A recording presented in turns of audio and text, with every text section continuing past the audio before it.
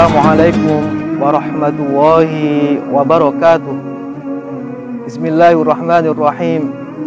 Alhamdulillah wassalatu wassalamu ala Rasulillah wa ala alihi wa sahbihi wa mawalah. Wala haula wala quwata illa billah. Amma ba'du.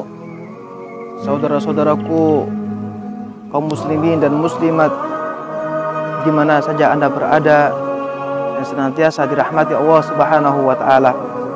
Alhamdulillah, di tahun ini kita telah memperingati hari kemerdekaan negara tercinta kita, Republik Indonesia.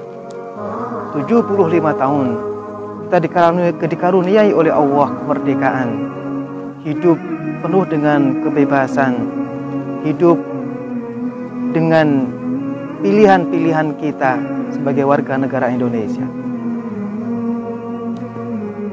Apa kaitannya kemerdekaan dengan nilai-nilai agama? Sering kita dengarkan kalimat hubbul watan minal iman.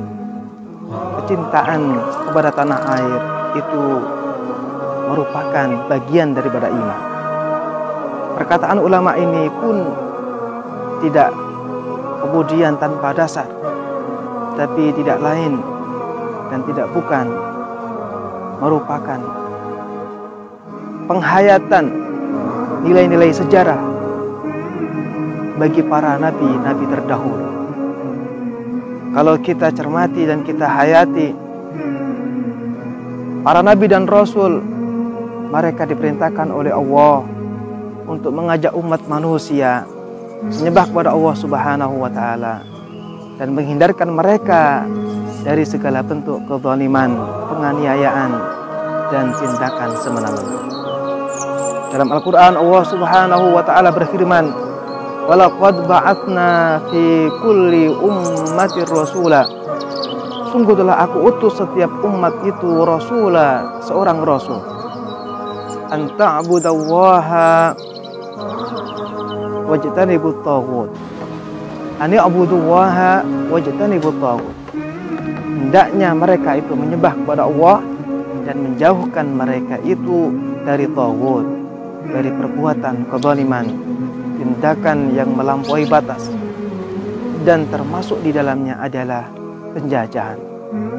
Maka kalau kita cermati dua besar misi para nabi dan rasul, mengajak umat manusia menyembah kepada Allah dan memerdekakan mereka dari segala bentuk kezaliman dan tindakan yang melampaui batas, sikap-sikap manusia. Maka kita lihat dalam sejarah Nabi Ibrahim alaihissalam, di mana beliau dihadapkan pada problematika umat yang menyembah kepada berhala. Bahkan orang tuanya pun termasuk orang yang memproduksi berhala, pengrajin berhala, dan dijual kepada orang di sekelilingnya untuk disembah setiap harinya. Tidak sampai di situ, Nabi Ibrahim pun juga dihadapkan pada raja yang zalim, yaitu Raja Namrud. Raja Namrud yang terkenal dengan kezalimannya, terkenal dengan sikapnya yang semena-mena terhadap rakyat. Maka tugas Nabi Ibrahim sungguh sangat berat, bagaimana menyelamatkan umat itu dari kesirikan dan menyelamatkan umat saat itu dari penjajahan Namrud. Kalau kita melihat Nabi setelahnya pun juga demikian, yaitu Nabi Musa alaihissalam dihadapkan kepada umat yang di bawah kekuasaan Fir'aun, di mana Fir'aun adalah raja yang zalim, raja yang terkenal dengan sikapnya yang keterlaluan, melampaui batas terhadap rakyatnya. Sampai-sampai pun juga dia ingin disembah oleh rakyatnya, dan dia pun mengaku menjadi Tuhan, sehingga rakyatnya harus tunduk kepada dia. Penjajahan Fir'aun terhadap umat Nabi Musa merupakan PR besar kepada Nabi Musa, bagaimana memerdekakan umat itu dari penjajahan. Nabi kita Muhammad SAW pun juga demikian, dihadapkan kepada umat yang bejat moralnya, yang memiliki tradisi jahiliyah yang jauh dari nilai-nilai manusia. Lalu kemudian umat saat itu pun juga demikian berada dalam penjajahan penguasa-penguasa dan orang-orang yang memiliki harta bebas melakukan orang lain semaunya. Maka ini menjadi PR besar baginda Rasulullah SAW untuk supaya menyelamatkan mereka dari menyembah berhala dan tindasan moral, dan menyelamatkan mereka dari penjajahan para penguasa serta orang-orang yang memiliki harta. Sampai akhirnya pun Rasulullah harus dikeluarkan dari Makkah dan hijrah ke Madinah.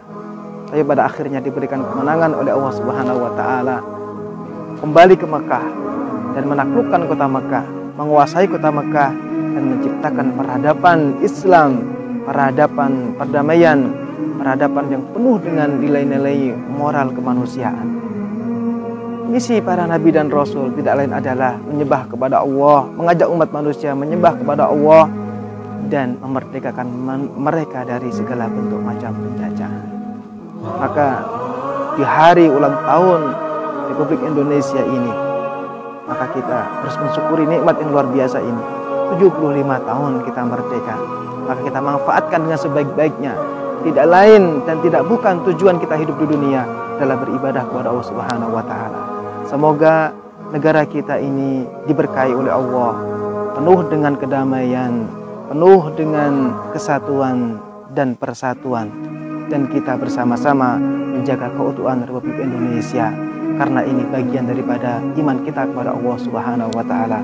Sebagaimana dari Muhammad cintanya kepada Mekah lebih daripada cintanya kepada daerah-daerah selain Mekah. Semoga bermanfaat, ada hikmah yang bisa kita ambil. Ihdinas shiratal mustaqim, billahi taufiq wal hidayah, war ridha wal inayah, wal muwaffiq ila aqwamit thoriq. Wassalamualaikum warahmatullahi wabarakatuh.